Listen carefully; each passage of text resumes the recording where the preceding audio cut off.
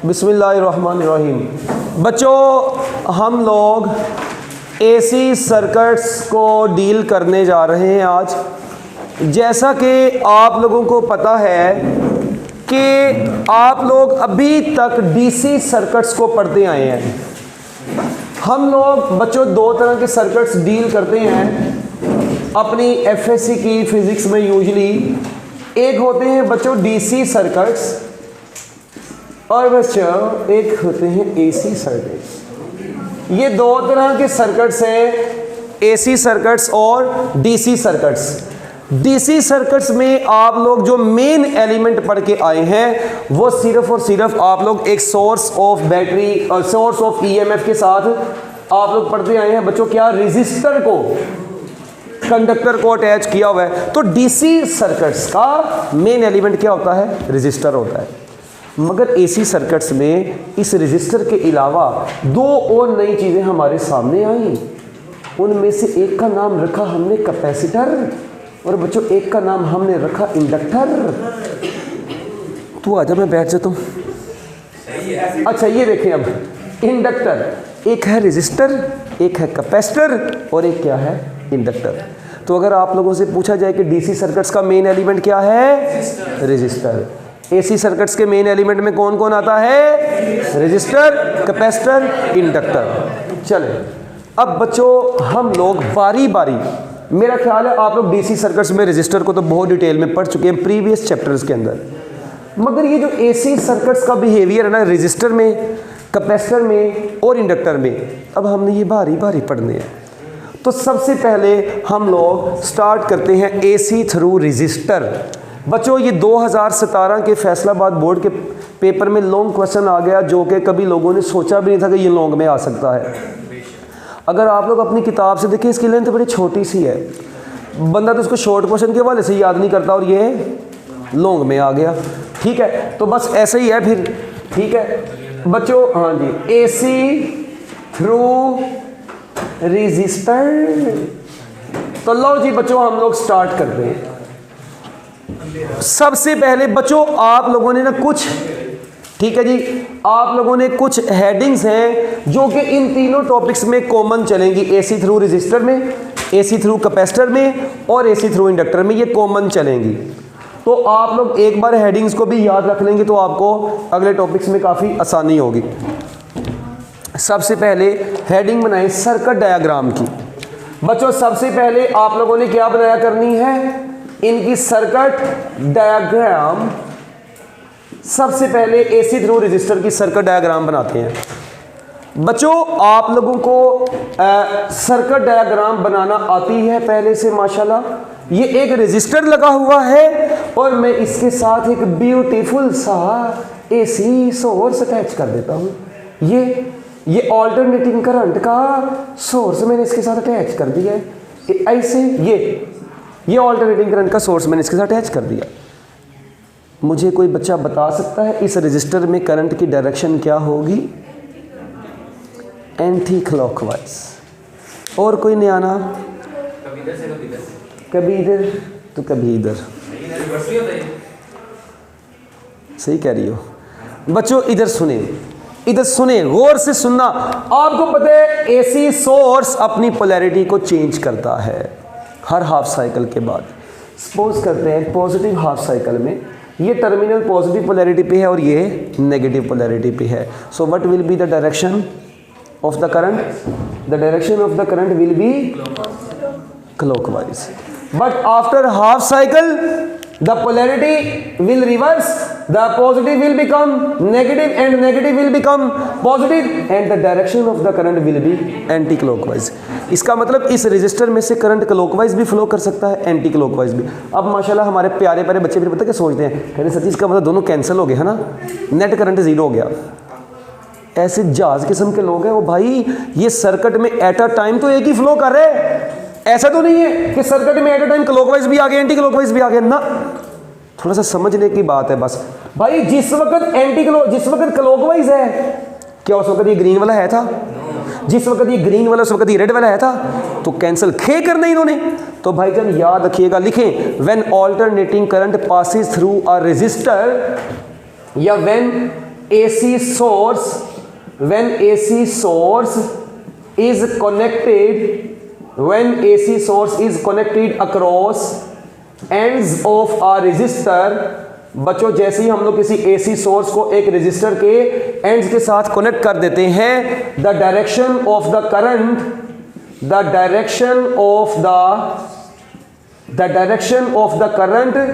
Through the circuit, या direction of the current through the resistor, changes after each या every half cycle. बच्चों हर half cycle के बाद इस रेजिस्टर में से गुजरने वाली करंट की डायरेक्शन क्या होती है? चेंज होती है। क्या होती है? चेंज होती है। तो 0 से t/2 के दौरान करंट की डायरेक्शन क्या नजर आई आप लोगों को? क्लॉकवाइज। तो t/2 से t के दौरान क्या नजर आई? तो डायरेक्शन रिवर्स हुई ना। ओके, आप लोगों को याद है किसी डीसी सर्किट्स में रेजिस्टर के क्रॉस वोल्टेज मालूम करते थे तो हम लोग यूजुअली V = IR लगाते थे। उस रेजिस्टर में से गुजरने वाला करंट और उस रेजिस्टर के रेजिस्टेंस को ठा कराओ, जिंदगी में सुकून लाओ, है। मगर यहाँ पर बच्चों आपको पता है, यहाँ पर आप लोग डील कर रहे हैं साइनोसाइडल फंक्शन से। थोड़ा सा माहौल चेक करना। आप लोगों को पता है कि आप लोगों ने ऑल्टरनेटिंग सोर्स जो अटैच किया इसका वोल्टेज साइनोसाइडल होगा। तो इसका मतलब इस वोल्टेज की वजह से इस रेजिस्टर में से जो करंट गुजर है वो भी क्या होगा? साइनोसाइडल होगा। तो चले पहले सर्किट डायग्राम की हेडिंग बनाई, उसके बाद दूसरे नंबर पे आप लोग हेडिंग बनाए बच्चों इक्वेशंस की। हम लोग यहाँ पे वोल्टेज और करंट की कौन कौन सी इक्वेशंस को यूज करेंगे, आप दूसरी हेडिंग इक्वेशंस की बनाएंगे। सबसे पहले नंबर पे मुझे ये बताएं, as source attached to the resistor is alternating, यानी AC सोर्स, जो सोर्स आपने अटैच किया है वो AC है। तो बच्चों इसकी वजह से जो वोल्टेज होगा इस रेजिस्टर का वो किसके बराबर होगा? V0 sin ωt होगा। आपको पता है ऑल्टरनेटिंग सोर्स जो अटैच किया उसका वोल्टेज V0 sin ωt होगा। ओके, तो बच्चों मेरी बात सुनो। ऑल्सो तो बच्चों जो करंट होगा, अब करंट होता है वोल्टेज ओवर रेजिस्टेंस, वोल्टेज है V0 sin ωt। तो बच्चों नीचे आ गया रेजिस्टर। तो बच्चों ये पीक वोल्टेज ओवर रेजिस्टेंस को पीक करंट नहीं बोलेंगे। तो बच्चों यही बन गया I = I0 sin ωt। इसका मतलब ये हुआ कि इस वक्त आप लोगों ने गौर से देखना, ये जो वोल्टेज नजर आया और ये जो करंट नजर आया, इन दोनों में क्या फर्क आया?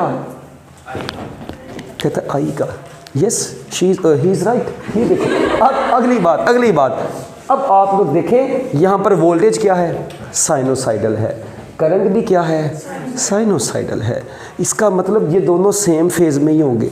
कैसे? जिस एंगल पर ये वोल्टेज मैक्सिमम होगा उसी एंगल पर आई भी मैक्सिमम होगा। क्यों? क्योंकि यहाँ पे ओमेगा टी की जगह पर थीटा लिख लो ना। अरे वो चर्सी लोगों साइन थीटा आ रहा है, इधर भी साइन थीटा आ रहा है, इसका मतलब थीटा 0 होगा, इधर भी 0 पुट करो, इधर भी 0 पुट करो, आई भी 0 आएगा, वी भी 0 आएगा। थीटा 90 पुट करोगे, वोल्टेज भी मैक्सिमम आएगा, करंट भी। इसका मतलब दोनों का जीना मरना साथ साथ है। क्या ख्याल है? So we can say that by changing the values of theta is equal to omega t। बच्चों इसकी वैल्यूज को चेंज करने से हमने क्या रिजल्ट निकाला? we can say that voltage and current are in same phase। क्या ख्याल है प्यारे प्यारे बच्चों? हमने यहां से रिजल्ट निकाला कि वोल्टेज और करंट सेम फेज में रहेंगे ना। तो चलो जी, ये 2 हेडिंग्स आपकी पूरी हो गई, 2 हेडिंग्स पूरी हो गई। अब हम चलते हैं अपनी तीसरी हेडिंग की तरफ। उसका नाम होगा waveform of AC through resistor. बच्चों इसका वेव फॉर्म कैसा होगा? वेव फॉर्म में आप लोग वोल्टेज और करंट की वेव ड्रॉ करेंगे। वेव फॉर्म से मतलब वेव। चले इधर आए, इधर पापा को देखें। ये अगर आप लोग थोड़ा सा गौर से देखें, ये बच्चों इधर सुने, ये इस वक्त ये ऐसे chillmol.com में है। ये किसको शो कर रहा है? ये साइनोसाइडल है। Okay nice. एक और वेव मैं बनाता हूं, ये नहीं, ये भी मैंने क्या बनाई? अच्छा, इनमें से मैं किसको वोल्टेज कहूं और किसको करंट कहूं? अपनी ईमानदारी से बताना, किसको वोल्टेज कहने को दिल कर रहा है और किसको करंट कहने को दिल कर रहा है? रेड वाली को वोल्टेज कहें और ब्लैक वाली को करंट कहें। हालांकि खतरा, क्या कहेंगे इसको? जिसको जो दिल करता है कह दें। बच्चों मेरी बात सुने, आप लोगों ने याद रखना है किसी भी सर्किट में, एसी सर्किट में, ठीक है, हम लोग यूजुअली ये कहते हैं कि जो वोल्टेज की पीक होगी वो करंट की पीक से थोड़ी ज़्यादा ही होगी। उसकी वजह एक छोटी सी आप लोग ये समझ सकते हैं कि V इक्वल टू क्या होता है? IR। तो बच्चों मेरी बात सुने, सर्किट में जब ये रेजिस्टेंस होगी, ये रेजिस्टेंस करंट से मल्टीप्लाई होगी तो वोल्टेज आएगा। इसका मतलब वोल्टेज की पीक करंट से बड़ी होगी due to this resistance R। वैसे भी सर्किट में जो रेजिस्टेंस होती है वो करंट को क्या कर देती है? आपको पता है करंट को रोकने की कोशिश करती है ना, तो रेजिस्टेंस रुकावट बनती है। तो आप लोग ये समझ लें कि किसी भी सर्किट के अंदर वोल्टेज का कद करंट के कद से थोड़ा सा क्या बनाना है? बड़ा बनाना है। चलो मेरी एक बात सुनो, कभी सुना हो 0.5 ओम की रेजिस्टेंस यूज करके करंट को कंट्रोल किया? अरे वो चर्सी लोगों, इतनी कम रेजिस्टेंस का क्या करना है? Kilo ohm, mega ohm, giga ohm तो समझ आती है। इसका मतलब यूजुअली किसी भी सर्किट में रेजिस्टेंस की वैल्यू आमतौर पर 1 से क्या होती है? क्या ख्याल है? किसी भी सर्किट में यूजुअली रेजिस्टेंस की वैल्यू हमेशा 1 से बड़ी होगी तो रेजिस्टेंस का फायदा होगा। बड़ी कम रेजिस्टेंस बहुत कम करंट को मिनिमाइज करती है, जो कि वैसे ही नेग्लिजिबल होता है। इसका मतलब सर्किट में R क्या बची? हमेशा 1 से बड़ा। तो मेरी बात सुनो, जब ये R हमेशा 1 से बड़ा होगा तो बच्चों ये R को कांस्टेंट के अंदर लेके आए, तो मैं कह नहीं सकता कि यहाँ पर ये इक्वालिटी किस में कन्वर्ट हो जाएगी? ग्रेटर में कन्वर्ट हो जाएगी। तो V ग्रेटर देन I। तो वैल्यू के हिसाब से, पीक के हिसाब से आप लोग याद रखिएगा बच्चों कि वोल्टेज की पीक हमेशा करंट की पीक से क्या बनानी है? बड़ी बनानी है। तो बच्चों इसका मतलब जो इनमें से ऊपर वाली वोल्टेज की होगी और बच्चों नीचे वाली किसकी होगी? करंट की होगी। तो आपने देखा voltage and current are in the same phase. तो बच्चों ये आ गई वेव फॉर्म। इसके बाद नेक्स्ट हेडिंग होगी आपकी वेक्टर डायग्राम की। चौथी हेडिंग बच्चों किसकी होगी? Vector diagram. लो जी बच्चों, वेक्टर डायग्राम इसकी कैसी होगी? अब आपको याद होगा आपके अब्बा जी ने कल आप लोगों को बच्चों ये बताया था क्या कि इन वेव फॉर्म्स की, इन वेव्स की जो पीक या आरएमएस वैल्यू होगी इनके वेक्टर्स की लेंथ को डिसाइड करेगी। क्या ये दोनों सेम फेज में हैं? तो बच्चों इसका मतलब वोल्टेज और करंट दोनों क्या होंगे? पैरेलल होंगे, मगर वोल्टेज की पीक बड़ी होगी, करंट की पीक छोटी होगी। Okay, so both are in same phase. Okay nice. तो बच्चों मुझे ये बताएं, नेक्स्ट आप लोग हेडिंग बनाएंगे फेज डिफरेंस की। बच्चों किसकी हेडिंग बनाएंगे? फेज डिफरेंस की। चले मुझे ये बताएं व्हाट इज फेज डिफरेंस।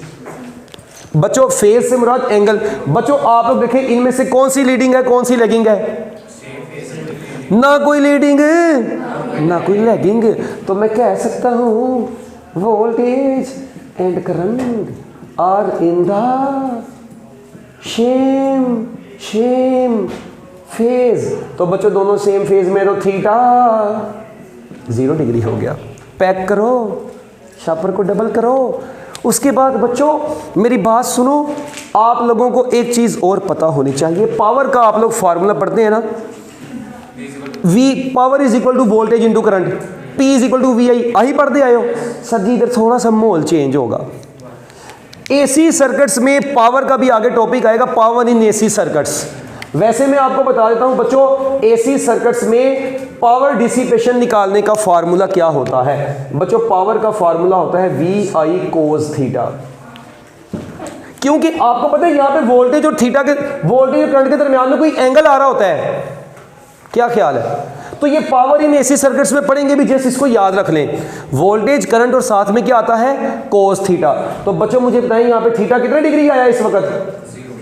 क्योंकि थीटा वोल्टेज और करंट के दरमियान का एंगल है, तो वोल्टेज और करंट के दरमियान में एंगल 0 डिग्री आया, तो cos 0 कितना हो गया 1, तो पावर आ गई मैक्सिमम पावर डिसिपेशन आ गई। इसका मतलब इसमें मैक्सिमम पावर डिसिपेट होगी, और रेजिस्टर में पावर डिसिपेट होती भी है। और आप लोगों को पता है बाद में इसी को मैं क्या लिख सकता हूं, I2R भी लिख सकता हूं, और इसी को बच्चों में V2/R भी लिख सकता हूं। तो ये पावर डिसिपेशन भी आ गई, डिसिपेशन बेशक लिखने आ गई, जो पावर डिसिपेट होगी इस रेजिस्टर के क्रॉस, ठीक है। उसके बाद बच्चों कितनी हेडिंग्स हुई, 1 2 3 चौकी पंजी छिकी। उसके बाद चलते हैं हम लोग 7वीं की तरफ, रेजिस्टेंस। तो बच्चों आपको पता है opposition offered by the conductor is known as its resistance. क्या ख्याल है, तो रेजिस्टर की तो रेजिस्टेंस को रुकावट वही होगी ना, ऑपोजिशन